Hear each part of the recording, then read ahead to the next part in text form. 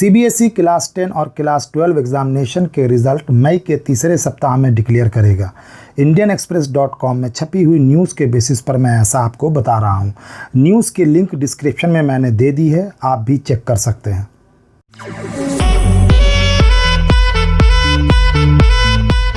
Dear friends, ये CBSE exam 2019 के result से जुड़ी एक बहुत बड़ी अपडेट है। क्लास 12 की कॉपी चेकिंग का प्रोसेस लगभग कंप्लीट हो चुका है और आशा है कि मई के पहले वीक तक क्लास 10 की कॉपी का इवैल्यूएशन भी पूरा हो जाएगा। गूगल या माइक्रोसॉफ्ट पर सीबीएसई रिज़ल्ट्स इस बार पब्लिश होंगे या नहीं, इसका फैसला मई के सेकंड वीक तक कर लिया जाएगा। कुछ दिन पहले सीबीएसई के एक बड़े अधिकारी ने भी कहा था कि क्लास 10 और 12 के रिज़ल्ट 13 मई से 17 मई यानी 13 मई से 17 मई के बीच डिक्लेयर कर दिए जाएंगे। पहले क्लास 12 के रिज़ल्ट आएंगे और उसके 2 या 3 दिनों बाद क्लास 10 के रिज़ल्ट्स आएंगे।